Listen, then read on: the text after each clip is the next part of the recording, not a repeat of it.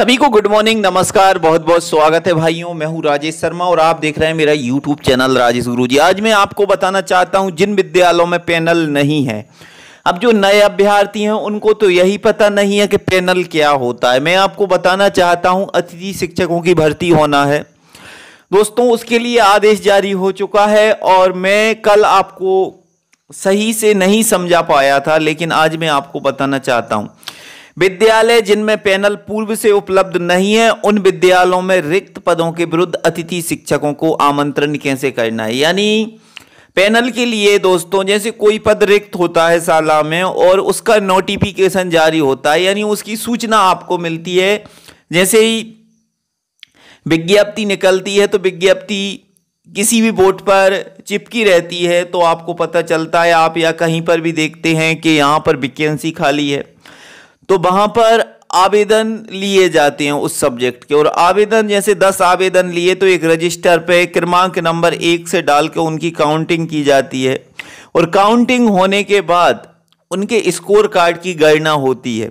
तो नंबर 1 पर जिसका हाईएस्ट स्कोर कार्ड होता है उसको अतिथि शिक्षक में रख लिया जाता है। लेकिन अब अगर वो 1 नंबर वाला काम नहीं करता तो दूसरे वाले को बुलाया जाता है और दूसरा वाला नहीं मिलता तो तीसरे वाले को। इस तरह इसको पैनल कहा जाता है।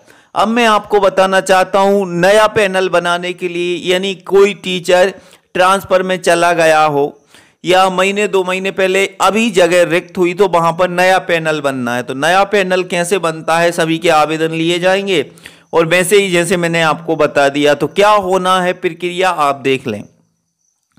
अतिथि शिक्षकों को आमंत्रित करने हेतु विद्यालय में किसी विषय का पैनल उपलब्ध नहीं होने की स्थिति में जीएफएमएस पोर्टल पर प्रदर्शित रिक्तियों को यह उल्लेख होगा कि इस पद विषय की रिक्ति का पैनल विद्यालय में उपलब्ध नहीं है।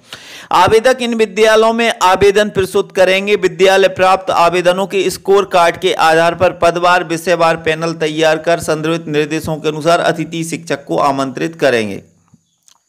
अतिथि शिक्षकों के आमंत्रित करने हेतु समय सारणी, गतिविधियां, रिक्तियों का अपडेशन, समय सीमा 5/7/2023 से प्रारंभ, यानी अब कहां पर जगह रिक्त हैं उनकी प्रक्रिया कल से चालू हो चुकी है और 5-6 दिन बचे हैं। 10-12 तारीख तक यह प्रक्रिया पूर्ण हो जाएगी। अगर कहीं स्कूल में जगह खाली है और पोर्टल पर नहीं बता रहा है तो आप संकुल प्राचार्य में प्रभारी द्वारा डिमांड कर सकते हैं कि इस शाला में जगह रिक्त है और यहाँ पर पोर्टल पर नहीं दर्शा रहा है।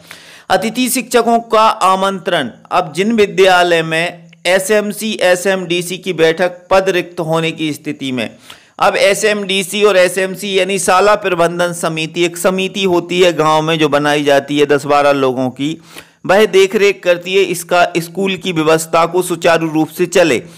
तो यहाँ पर उसकी बैठक रखनी है 10/7/2023 को और बैठक रखने के बाद निर्देशों के अनुसार अतिथि शिक्षकों को आमंत्रित करना है 12/7/2023 को। अब आमंत्रित किनको करना है, यानी जो पहले काम कर रहे थे 2022-23 में, जिनका पैनल है यानी जिनका रिकॉर्ड स्कूल में है उनको 12 तारीख से स्कूल में जाना है। पूरी प्रक्रिया करने के बाद में ठहराव प्रस्ताव वगैरह जो भी है सारी डिटेल हो जाएगी। इसके बाद में दूसरी चीज आपको बताना चाहता हूं, जिन विद्यालयों में पैनल नहीं है, अतिथि शिक्षकों का आमंत्रण जिन विद्यालयों में पैनल उपलब्ध नहीं है, यानी जहां कोई काम नहीं कर रहा था अभी जगह रिक्त हुई है तो पैनल नया बनेगा। नया पैनल बनने के लिए अतिथि शिक्षक पोर्टल में रिक्तियों का प्रदर्शन 10/7/2023 से, यानी जिनमें पैनल नहीं है उनकी प्रक्रिया 10/7/2023 से चालू होगी। विद्यालय द्वारा आवेदन प्राप्त करना जिनका स्कोर कार्ड उपलब्ध हो 12 से 14 जुलाई 2023 तक, यानी सिर्फ 12 से 14 जुलाई तक आवेदन लेना है। और एसएमडीसी की बैठक यानी शाला प्रबंधन समिति की बैठक होगी 15/7/2023 को और अतिथि शिक्षक आमंत्रण विद्यालय में उपस्थिति होना है 17/7/2023 से, यानी कुल मिलाकर दोस्तों 5 दिन का डिफरेंस है नए और पुराने में। अब यहाँ पर कुछ निर्देश हैं वो मैंने आपको बता दिए थे। सीएम राइस विद्यालयों में विशेष शिक्षकों के रिक्त पद हेतु उक्त प्रक्रिया के अनुसार अतिथि शिक्षकों को आमंत्रित किया जाए। सीएम राइस का बोलबाला बहुत चल रहा है दोस्तों। मेरे पास में एक सीएम राइस स्कूल में उसमें 8000 बच्चों ने एडमिशन ले लिया है। सारे प्राइवेट स्कूल खाली हो गए, लेकिन बैठने के लिए जगह नहीं थी, तो वो बच्चे लौटकर फिर प्राइवेट में आ गए। बोले सर सीएम राइस में हमें बैठने की जगह नहीं है। अब क्या करें, पहले गवर्नमेंट को व्यवस्था करनी चाहिए सीएम राइस विद्यालयों में बैठने की, कि सुचारू रूप से बच्चे बैठें, लेकिन कुछ अता पता नहीं और बैठने की व्यवस्था नहीं है। इससे बच्चों अब ना यहाँ के रहे और ना वहाँ के।